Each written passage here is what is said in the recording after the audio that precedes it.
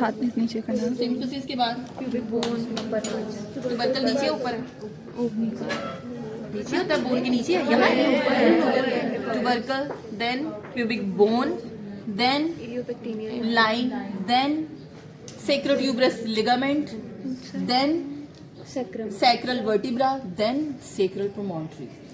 Yes. Sacral vertebra है पहले, फिर promontory. ये इनलेट है. कैविटी क्या है?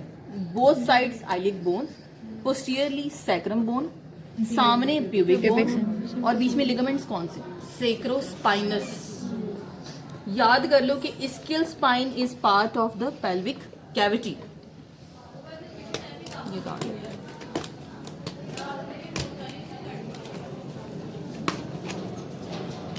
स्पाइन यहाँ नहीं बनी हुई, एज्यूम कर लो बस यहाँ की स्पाइन में, कैविटी में होनी चाहिए। सो ischial spine और sacrospinous ligament is part of pelvic cavity. उसके बाद है आउटलेट. आउटलेट में सामने क्या है?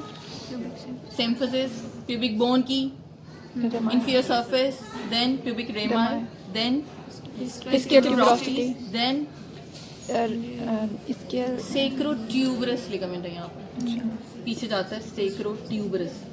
tuberosity है ना, sacrotuberous ligament है. और उसके बाद पीछे क्या है? coccyx, tip of coccyx. So this is pelvic outlet. अब बच्चे ने जो आना है इस इनलेट, कैविटी और आउटलेट में से आना है. ischial spine कहाँ है? कैविटी का पार्ट है. और इस वक्त जो ischial spine पे हेड होता है, स्टेशन क्या होता है बेबी का? Zero. And ischial spine is the level where there is pelvic diaphragm, pelvic floor. So floor वो है जो एक गटर की तरह हैमक बना होता है ना, दो दरख्तों के बीच में झूला बनाया होता है बीच किनारे. So वो हैमक की तरह pelvic floor, सेंटर में से डाउन है, साइड में से अप है. So जो भी चीज आके सबसे पहले बेबी की टच करती pelvic floor को, वो रोटेट कर जाती. So ये एक मैकेनिज्म है उस हैमक का. उसकी शेप उसको अलाउ करती है कि जो भी चीज़ को टच करे तो वो एंटीरियरली रोटेट कर जाए या 180 डिग्री रोटेट कर जाए. सो 180 डिग्री रोटेशन होगी इन द pelvic कैविटी. सो ये मैकेनिज्म ऑफ लेबर में एक चीज़ थी, इंटरनल रोटेशन. वो इंटरनल रोटेशन कहाँ होनी है? इसके स्पाइन पे. और किस वजह से होनी है? pelvic फ्लोर को टच करने से. और जो बेबी का फीटल पार्ट पहले टच करेगा वो रोटेट करेगा. सो कफेलिक प्रेजेंटेशन, लॉन्गिट्यूडिनल लाई, ऑक्सीपिटल इंटीरियर पोजीशन में पहले कौन टच करेगा? ऑक्सीपिट. सो बेबी एंटर होता है ऑक्सीपिटल ट्रांसवर्स में, फ्लोर पे आके वो ऑक्सीपिटल इंटीरियर हो जाता है. सो ये रोटेशन कहाँ होनी है? कैविटी में. सो हमें जो भी इंस्ट्रूमेंट लगाना है जीरो के बाद लगाना है. There is no instrument which exist to be applied in the cavity. So cavity के लिए कोई इंस्ट्रूमेंट पैदा ही नहीं, इन्वेंट ही नहीं. सो कैविटी में रोटेशन होनी है. अगर वहां पे हमने कुछ लगा दिया तो वो रोटेशन कॉम्प्रोमाइज हो जाएगी. तो damages, tears, morbidity, injuries associated with that instrument will be much higher. तो एक ऐसा बच्चा पैदा करना और माँ को ऐसी हालत में करना, उसके बाद डॉक्टर तो कामयाब ना वो, तो वो डॉक्टर तो अजीब फंस गया. ठीक है. So you have to understand कि आपने जो भी इंस्ट्रूमेंटल डिलीवरी करनी है वो जीरो स्टेशन के बाद है. सो जीरो स्टेशन के बाद कौन से स्टेशन होते हैं? +1 होते हैं, +2 होता है और +3 होता है. सो +1 पे लगता है मिड कैविटी फॉर्सेप्स, +2 पे लगता है लो कैविटी फॉर्सेप्स. सॉरी, हाँ ठीक है. +1, +2, +3 mid cavity, low cavity and outlet. So ये डिफरेंट काइंड्स के फॉर्सेप्स होंगे. साइज नहीं वेरी करेंगे लेकिन उनका काइंड डिफरेंट होगा कि किस स्टेशन पे आप लगाएं. +3 क्राउनिंग, क्राउनिंग पे. नहीं ये आउटलेट, ये आउटलेट नहीं है, ये लो कैविटी. आउटलेट जो होता है ना उसका ये वाला हैंडल इतना सा, ये शैंक नहीं होता उसका, ये बहुत छोटा होता है. तो ये इतना सा हैंडल होता है और ये इतना सा शैंक होता है, फिर सारा ब्लेड. सो ये साइज बहुत छोटी होती है आउटलेट. अच्छा जी बच्चों, इसमें मैंने तुम्हें बताया कि मैकेनिज्म ऑफ लेबर में सबसे पहले क्या होना है? Descent and engagement. Descent and engagement का मतलब है more descent more engagement. Baby will descend down in the pelvis, so it enters in the birth canal. So ये डिसेंट जो डाउनवर्ड्स आना हेड का कब स्टार्ट होता है? डिसेंट एंड एंगेजमेंट कब स्टार्ट होता है? इंगेजमेंट हम चेक करते हैं पीए पे, और पीए पे हम बताते हैं कि how many parts of the foetal head are palpable in abdomen. अगर ये ऊपर एब्डोमेन है और ये बच्चा अंदर है तो प्यूबिक सिम्फिसिस से ऊपर हेड के कितने पार्ट्स हैं वो इंगेजमेंट है। तो इसको मेजर करते हैं, मैं पीए कर रही हूँ और प्यूबिक सिम्फिसिस के ऊपर मैं ये देख रही हूँ कि 2 fingers कैन एडजस्ट और 3 fingers और 4 और 5। नॉर्मली हेड ऐसे होता है विदाउट इंगेजमेंट। मैंने उस दिन करवाया था किसी को कि free floating head pubic symphysis के ऊपर पूरा पल्पेट हो जाता है, उसको कहते हैं हेड 5/5 पल्पेबल। 5 पार्ट्स में से 5 पल्पेट और इसको कहते हैं 5/5। ऐसा हेड इंगेज नहीं होता, ये एसपीडी के लिए इंगेज नहीं होता। तो इंगेजमेंट के लिए कितने पार्ट्स नीचे से जाने चाहिए? 3 parts. If 3 parts out of 5 parts are within the pelvis, that means head has engaged. So labour के लिए पहली चीज क्या जरूरी है? एंगेजमेंट। सो ये वन ऑफ द क्राइटेरिया मरीज को बताने का, बीबी तुम्हारा बड़ा अच्छा फेवरेबल पेल्विस है, तुम्हारा बच्चा डाउन चला के तुम्हारी एसपीडी हो सकती है, सही डॉक्टर पहले बता रहे हैं पीए करके। सो पीए करके अगर मैंने ये देखा कि 5/5 है, इसका मतलब बेबी अभी पेल्विस में भी नहीं गया, तो बाकी एक्सेस कहाँ से केनाल अभी गुजरेगा, अभी तो ऊपर ही पड़ा हुआ।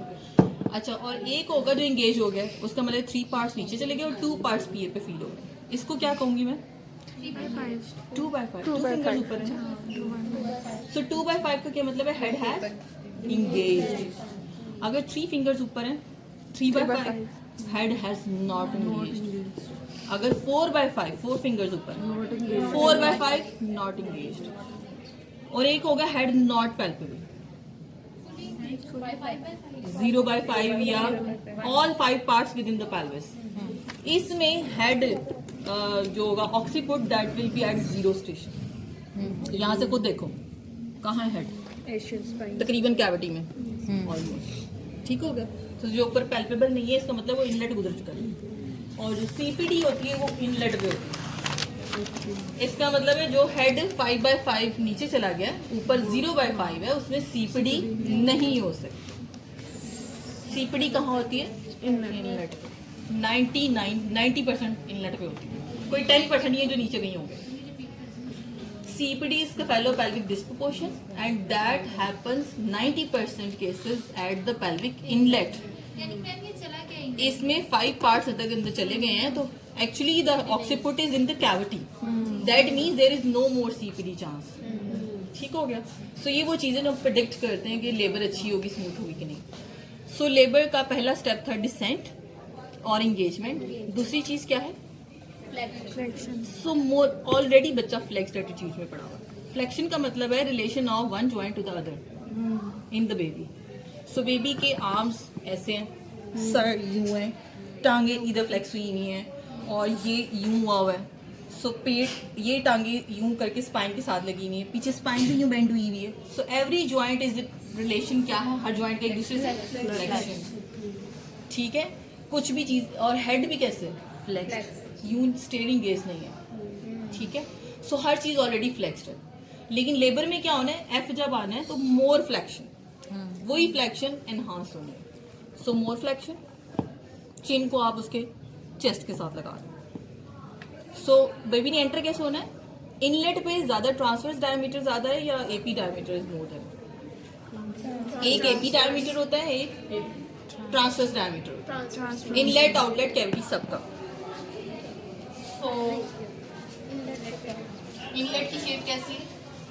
ऐसी। ये है कैविटी और ये है आउटलेट। ये हर तरफ से है 11.5 या समटाइम 12 भी लिखा हुआ। सो ये भी और ये भी, एपी और ट्रांसवर्स दोनों कितने? 12 याद कर, 12 centimetre. So cavity is almost rounded. AP diameter is equal to transverse diameter, और इनलेट में हॉरिजॉन्टल डायमीटर या transverse diameter is more than AP diameter. ये एपी वही 12 रहेगा और ये 13.5, और आउटलेट पे ये 13.5 है और ये 12 है एपी। इसका मतलब है यहाँ आते हुए बच्चे को ट्रांसवर्स में आना है और बाहर आते हुए यूं आना है। तो आप देखते होंगे जब बच्चा बाहर आता है तो यूं ही आता है, तो कैसा निजाम है। सो ये जब यूं आ रहा था और बाहर उसने ऐसे आना है, तो रोटेशन कहाँ होनी है? कैविटी। सो उसने ट्रांसफर से क्या रोटेट करना है? Occipital interior. सो कितने डिग्री रोटेशन हुई? 90 डिग्री रोटेशन। ठीक है। किसी बच्चे को ये रोटेशन की ज़्यादा भी चाहिए, वो तुम्हें नहीं पढ़ा रही, वो मैल पोजीशन में पढ़ेंगे, लेबर में फिर पता चलेगा। सो नॉर्मली लेबर में क्या होना है, सबसे पहले डिसेंट, देन मोर फ्लेक्शन, देन पहले हेड को मैं ऐसे एंटर करूँगी, ऑक्सीपिटो ट्रांसफर, ऑक्सीपुट यहाँ होगा। अब ऑक्सीपुट एक है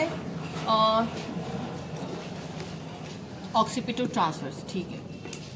बच्चा कभी भी डायरेक्ट बिल्कुल राइट या लेफ्ट ट्रांसवर्स नहीं होता, थोड़ा सा इंटीरियर होता है, यूँ करें। सो राइट और लेफ्ट ऑक्सीपिटो इंटीरियर में से अगर ये यूँ है, इधर ये लेफ्ट ऑक्सीपिटो इंटीरियर है, ये राइट ऑक्सीपिटो इंटीरियर है, ये राइट ऑक्सीपिटो ट्रांसवर्स है, ये लेफ्ट ऑक्सीपिटो ट्रांसवर्स है। सो बच्चा थोड़ा सा ओब्लीक में आता है, सो ओब्लीक में राइट पे आएगा, ये लेफ्ट पे आएगा। कोलन और सिग्मोइड कोलन किधर होता है, left so side. Baby right पे, सिग्मोइड की तरफ नहीं जाता, उधर स्पेस कम है। मैंने ये बताया कि बेबी ऑक्सीपिटो ट्रांसवर्स में आया तो ये यूँ आए या यूँ आए, सो उधर सिग्मोइड है, उधर स्पेस कम है, वहाँ नहीं जा रहा, तो नॉर्मली ये रूटीन में थोड़ा सा ओब्लीक राइट साइड पे आता है। ये बिल्कुल राइट ऑक्सीपिटो ट्रांसवर्स है, अगर थोड़ा सा यूँ हो जाऊंगी तो ये राइट ऑक्सीपिटो इंटीरियर है। इसकी शेप अभी बना के दिखाती हूँ ये मैं क्या कह रही हूँ। So entry is in this position, descent किया, more engagement, more flexion, then उसके बाद क्या होना है, अब मुझे ऊपर से हेड सारा पेल्विस में लेके जाना है, फिर इंटरनल रोटेशन, उसके बाद एक्सटेंशन ये, और उसके बाद रेस्टिट्यूशन। अब ये काम मैंने बाहर करनी, एक्सटेंशन में बर्थ हो रही होगी, अच्छा उसके बाद ये जब यूं एक्सटेंशन होके बाहर आ गया, उसके बाद क्या होना है, रेस्टिट्यूशन का मतलब है हेड का एंगल विद द शोल्डर। अब जब हेड बाहर आया तो उस वक्त शोल्डर एंटर हो रहे हैं, तो शोल्डर थोड़े से ओब्लीक हैं। सो जैसे ही बच्चा बाहर आया वो यूं था, सॉरी मैं इसको तोड़ना दूं, तो वो बच्चा यूं बाहर आया और शोल्डर ओब्लीक में गए हैं। सो बेबी बाहर आते साथ ही यूं जैसे ही बाहर आता है ना, वो टर्न करता है अचानक with a jerk and face towards the thigh of the mother. Yes. So वो थाई राइट या लेफ्ट जिधर भी वो आ रहा होगा वो उस तरफ एकदम जर्क से फेस करता है। एक्चुअली वो अपनी अलाइनमेंट करता है उस शोल्डर के साथ जो भी कैविटी में एंटर हो रहे हैं, तो दैट इज कॉल्ड रेस्टिट्यूशन। अब शोल्डर किस डायमीटर में बाहर आएंगे, बाहर AP डायमीटर। सो बेबी का फेस उधर राइट या लेफ्ट की तरफ था। अब क्या होना आखिर में, सो आखिर में एक्सटर्नल रोटेशन। एक्सटर्नल रोटेशन क्या होती है, सीधा है, दोबारा वापस होनी रोटेशन, इधर किताब खोलोगे, ऐसे नहीं होगा, ऐसे नहीं होगा, लास्ट लास्ट में तो